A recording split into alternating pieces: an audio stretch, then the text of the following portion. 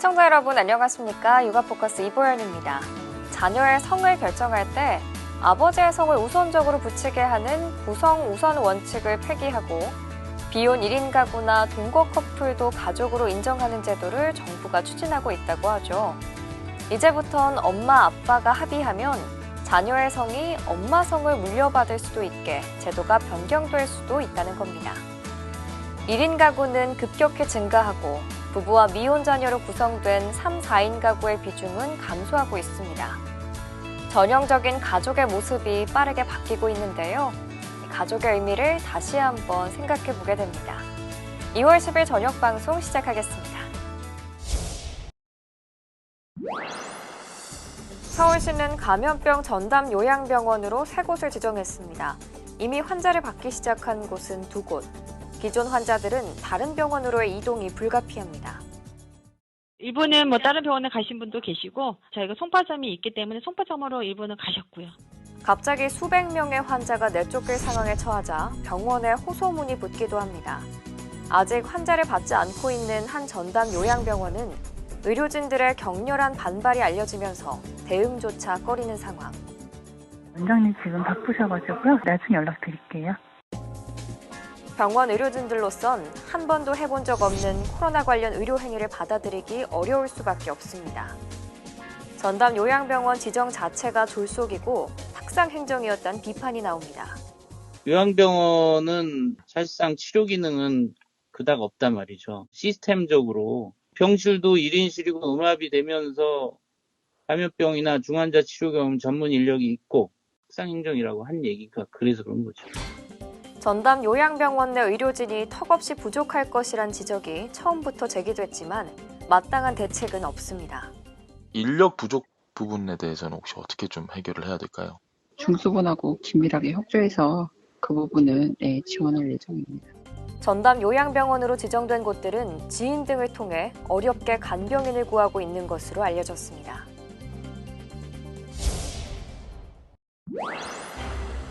코로나19가 유행한 이후 성인 10명 중 4명은 각종 이유로 응급치료가 필요한 상황에서 응급치료를 받지 못했다는 조사 결과가 나왔습니다. 서울대학교 병원 공공보건의료진흥원이 작년 11월과 12월 성인 2천여 명을 설문한 결과 코로나19 발생 후 응급치료를 받지 못한 적 있다는 응답이 39.6%에 달했습니다. 그 이유로 29.1%가 확진자 접촉이 우려돼서라고 답했고 23.6%는 응급실이 폐쇄돼서 14.5%는 의심 증상이 있어서라고 응답했습니다. 건강검진을 미룬 사람의 77.8% 역시 확진자 접촉이 걱정돼서 활동을 자제하기 위해서였다고 답했습니다. 교육부가 올해 학교별, 학년별 등교 방안을 확정해 발표했습니다. 초등학교 저학년의 등교를 대폭 확대하기로 했는데요. 신학기 개학과 수능도 예정대로 실시할 방침입니다. 올해 신학기부터 유치원생과 초등학교 1, 2학년은 사회적 거리두기 2단계까지 교내 밀집도 적용 대상에서 제외할 수 있습니다. 예를 들어 학년별로 150명씩 전교생이 900명인 초등학교라면 1, 2학년 300명은 기본적으로 등교하고 나머지 600명에 대해서만 3분의 1 이하인 밀집도 원칙을 지키는 식입니다. 현행 거리두기 2단계인 비수도권은 사실상 전면 등교를 실시할 수 있지만 거리두기 2.5단계인 수도권은 이전처럼 현행 교내 밀집도 3분의 1을 준수해야 합니다. 특수학교와 인원 기준을 400명 이하로 완화한 소규모 학교 등은 2.5단계에도 밀집도 적용 여부를 자율적으로 결정할 수 있습니다. 정부는 또 고등학교 3학년은 지난해처럼 매일 등교하도록 권고했습니다. 지난해 매일 등교 원칙이었던 고등학교 3학년은 전년 기준을 유지하는 것으로 하되 교육청이 지역과 학교 상황에 맞게 최종적으로 확정할 계획입니다. 정부는 인력 5만 명을 배치해 학교 방역을 강화하고 초등 1학년에서 3학년 과밀학급에는 기간제 교사 2,000명을 투입해 기초학력저하도 막을 계획입니다. 초등학교는 수행평가를 실시하지 않을 수 있고 중학교 1, 2학년은 거리두기 3단계일 때 성적을 산출하지 않아도 됩니다. 또 개선된 인프라 속에서 실시간 쌍방향 소통 중심의 원격 수업을 확대하고 여기에는 콘텐츠를 활용한 실시간 채팅 대화도 포함됩니다. 정부는 신학기 개학을 오는 3월 2일부터 대학 수학능력 시험은 11월 18일 예정대로 진행하기로 했습니다.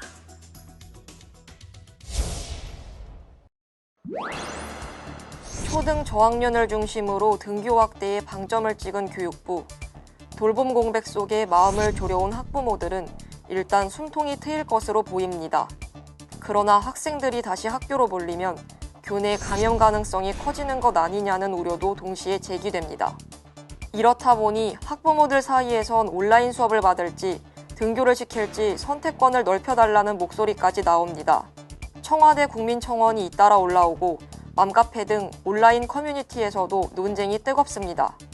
공간이 확보가 안 된다는 얘기는 좀 들었거든요. 온라인으로 좀 양질의 수업을 받을 수 있는 선택권이 있으면 좋을 것 같고. 교육부는 원칙적으로 등교 선택권은 줄 수 없다는 입장입니다.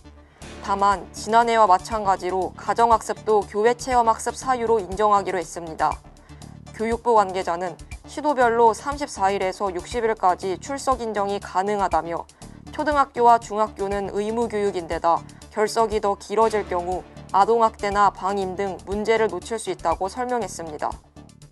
가정 체험학습을 통해서 하는 것을 원칙으로 하고 이외에 기본적으로 원격 수업과 등교 수업을 선택하는 것은 고려하고 있지 않습니다. 감염병의 확산 정도나 이런 부분들을 종합적으로 고려해서 교육부는 등교 확대 추진은 철저한 방역을 전제로 한 만큼 방역 인력 지원에 총력을 다하겠다고 밝혔습니다. 올해 신학기부터 초등학교는 전반적으로 등교가 확대되지만 중학교나 고등학교는 지난해와 등교 양상이 크게 다르지 않을 전망입니다. 원격 수업에 따른 학습 격차가 여전할 거란 우려가 나옵니다. 지난해 2학기 원격 수업 관련 설문조사에서 전국 초중고 학부모와 교사의 60% 이상은 학습 격차가 커졌다고 답했습니다. 특히 자기주도적 학습 능력이 떨어지는 초등학교 저학년생들은 타격이 더 클 수밖에 없었습니다. 정부가 초등학교 1학년과 2학년은 신학기부터 거리두기 2단계까지 매일 등교가 가능하도록 한 이유입니다. 좀 더 안정적인 학사 운영과 교육과정 구현을 위해 등교 수업은 철저한 방역하에 자율적이고 탄력적인 학생 참여 수업을. 반면 중학교나 고등학교는 기존처럼 밀집도 적용을 받아 격일 등교 같은 퐁당퐁당식 등교가 예상됩니다. 고3을 매일 등교하도록 권고한 만큼 과밀학급 고등학교의 학생들은 거리두기 단계에 따라 격주 등교를 하거나 아예 가지 못할 가능성도 있습니다. 이에 지난해처럼 사교육 의존도가 커지며 특히 저소득층을 중심으로는 학습 격차가 더 커질 수 있다는 우려도 나오고 있습니다. 스스로 알아서 하도록 하는 이런 방식보다 기술적으로는 맞춤형 교육을 할 수 있는 이런 AI 활용 교육이 있긴 하거든요. 중고등학교는 안 돼 있는데 그런 부분들을 조금 더 빨리 개발할 수 있도록. 교육부는 기초학력 보장을 위한 온라인 콘텐츠를 제공하고 소규모 보충 수업 등을 지원할 계획이지만 등교 수업만큼 효과를 볼 수 있을진 미지수입니다. 엄마의 손을 잡고 학교를 찾은 아이들. 2021학년도 초등학교 입학을 앞둔 아동들입니다. 이달 전국 초등학교에서 예비 소집일을 가진 가운데 100명이 넘는 아동들이 예비 소집에 불참한 것으로 확인됐습니다. 경찰청에 따르면 초등생 예비 소집에 불참한 아동은 전국에 모두 133명으로 이 중 58명은 소재 확인이 여전히 되지 않고 있습니다. 예비 소집에 불참한 아동 133명을 지역별로 구분하면 경기 남부가 28명으로 가장 많고 인천 19명, 충남 16명 등 순입니다. 지자체들은 아동들의 소재가 확인되지 않는다며 수사를 의뢰했고 경찰은 아이들의 안전 여부를 확인하고 있습니다. 특히 경찰 조사에도 소재가 불분명한 58명 중 40명은 해외에 18명은 국내에 있는 것으로 파악됐지만 정확한 상태는 아직 확인되지 않았습니다. 경찰은 아동학대 피해 가능성도 열어두고 구체적인 소재 등을 파악 중입니다. 초등학교 예비 소집에 불참하고 아직도 소재가 확인되지 않은 아동 중에는 일부 가정폭력 등에 노출되어 있을 가능성이 많이 있습니다. 경찰과 교육기관 등이 긴밀하게 협조해서 소재 불명 아동을 빨리 찾아내야 되고, 경찰은 해당 아동들을 찾은 이후에도 관련 기관 등과 협의해 지속적으로 안전 여부를 모니터링한다는 방침입니다.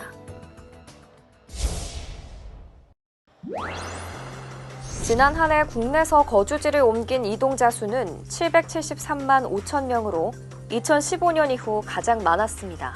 이동자 수가 2019년보다 63만 1,000명이나 많았는데 전년 대비 증가율만 보면 21년 만에 가장 큰 폭이었습니다.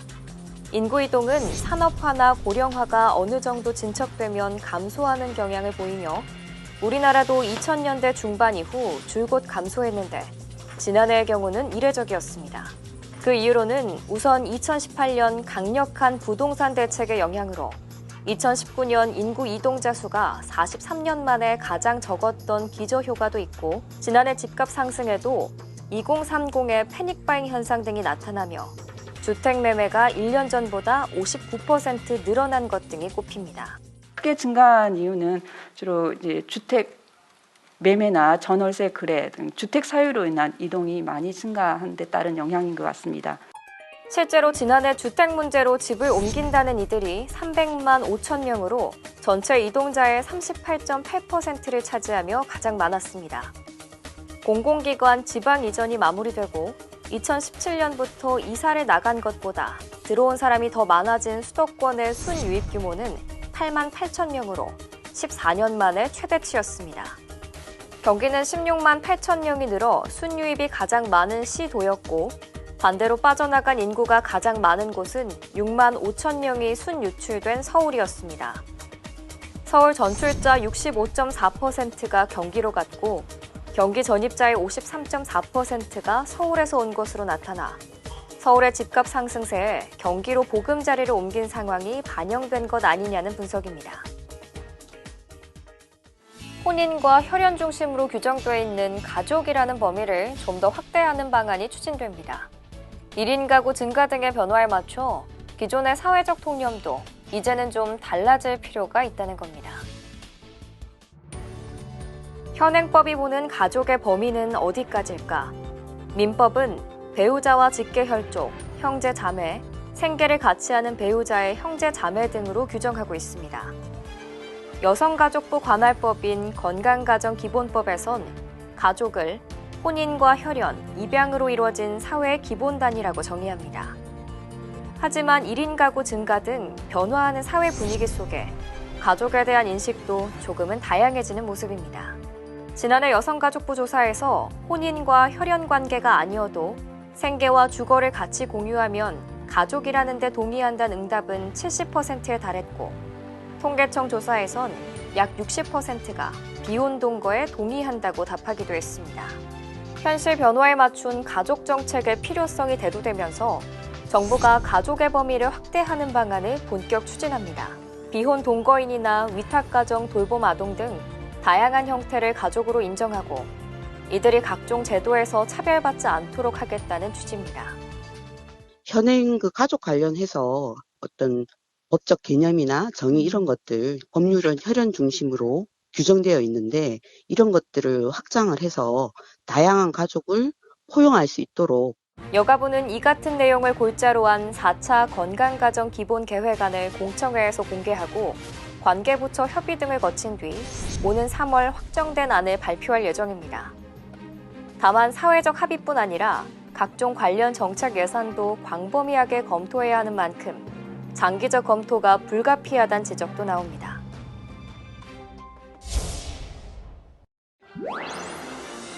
(3만 7천여 마리의 산란개를 사육 중인 경기도 화성의 한 농장입니다.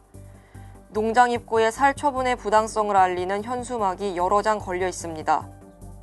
한 달 전 반경 3km 내 또 다른 산란개 농장에서 AI가 발생해 방역당국이 살처분을 명령하자 거부하고 있는 겁니다. 사육 환경 등에 대한 고려 없이 거리만을 근거로 살처분을 강요하는 것은 부당하다고 주장하고 있습니다. 그 병에 잘 안 걸리게 튼튼하게 그렇게 기르는 사육 방법을 써서 길러오고 있습니다. 예방접종도 철저히 하고 차단 방역을 잘 해서 이제 외부로부터 또 병이 들어오지 않게 이렇게 기르고 있는데, 실제로 이 농장은 좁은 케이지에서 밀식 사육하는 일반 농장과 달리 닭을 방목해 친환경적으로 키우고 있고 외부와의 접촉도 철저히 차단한 채 방역하고 있습니다. 또 인근 농장에서 AI가 발생한 이후 매일 검사를 시행해 모두 음성으로 확인됐습니다. 하지만 방역당국은 지침을 근거로 살처분을 요구하고 있고 계란 반출도 막아 창고에는 60만 개가량의 계란이 쌓여 있습니다. 전문가들은 예방 백신으로도 AI 확산을 충분히 차단할 수 있다며 살처분 중심의 방역 정책을 중단해야 한다고 지적합니다. 살처분을 할 때 비용이 많이 들고요. 그러니까 이제 윤리적인 문제도 있고 이제 환경 오염도 심하고요. 백신을 병행을 해서 정책을 다시 디자인을 하는 게, 농장 측은 경기도에 살처분 취소 행정 심판을 청구했습니다. 고병원성 조류 인플루엔자로 급등한 달걀 가격 안정화를 위해 정부가 공급량을 늘렸지만 달걀 가격은 오름세를 나타냈습니다. 축산물 품질평가원에 따르면 지난 1월 29일 기준 특란 30개 한 판의 소비자 가격은 전날보다 97원 오른 7,350원으로 사흘새 8.7% 급등했습니다. 과일 가격도 올랐습니다. 지난 29일 기준 후지 사과 상품 10개의 소매 가격은 33,511원으로 평년보다 만원 이상 높았고 신고배 상품 10개 소매 가격 역시 47,808원으로 평년보다 16,000원가량 높았습니다. 이번 순서는 육아에 관한 온갖 궁금증을 풀어보는 알쏭달쏭 육아 상식입니다. 오늘은 우리 아이들에게 맞춰야 할 예방접종에 관한 내용인데요. 엄마 아빠가 꼼꼼하게 챙겨야 할 우리 아이 예방접종에 관한 궁금증 풀어봅니다.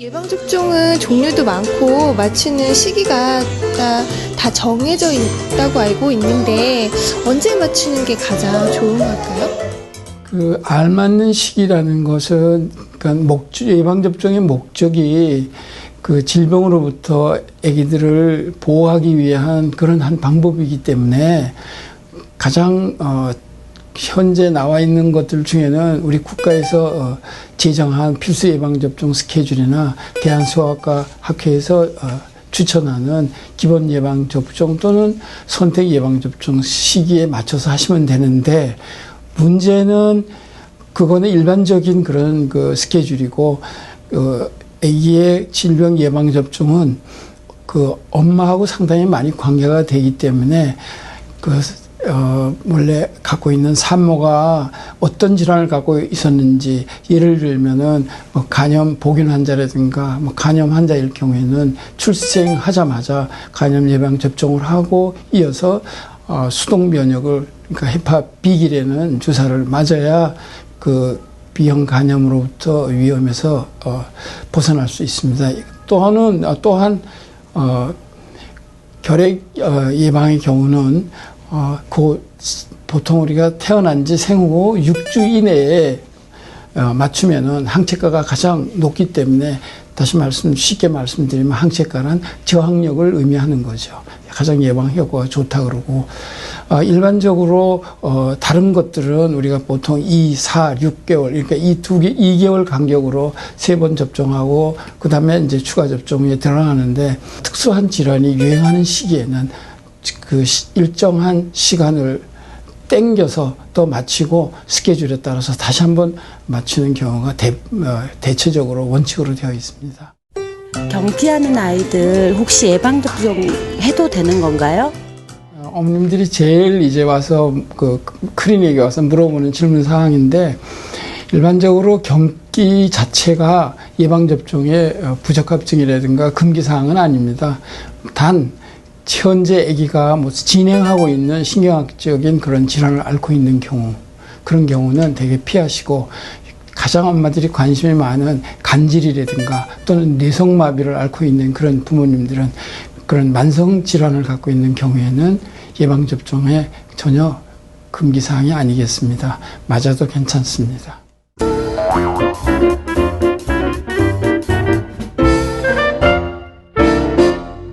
대개는 우리가 먼저 원인을 살펴보면은 되게 주사로 되게 맞기 때문에 주사 맞은 자리에 어떤 국소 반응은 아닌지, 아니면은 이 항체가 생기는, 다시 말하면은 예방주사 맞고 나서 내 몸에 일어나는 어떤 변화에 의해서 오는 뭐 발열이 생긴다든가 이러한 반드시 생기는 그런 증상으로 인해서 보채는 경우가 많은데, 당황하지 마시고 제일 중요한 거는 당연히 이런 것이 올 것이라는 거를 부모님들은 충분히 숙지하셔서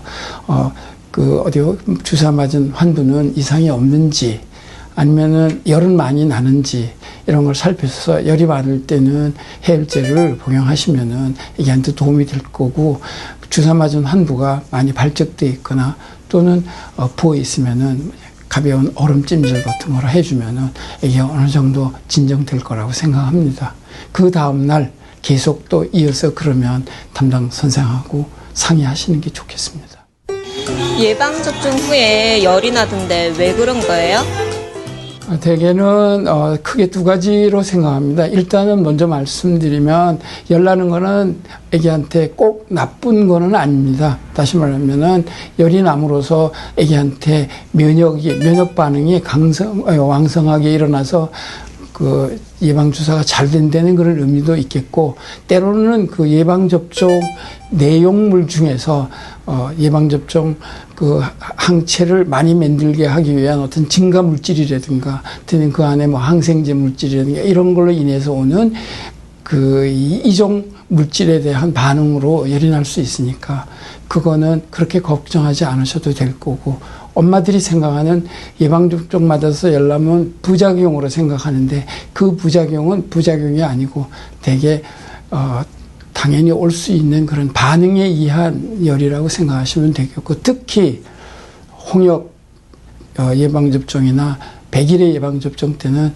대개 10명 중에서 1명꼴 정도는 열이 난다고 되어 있습니다.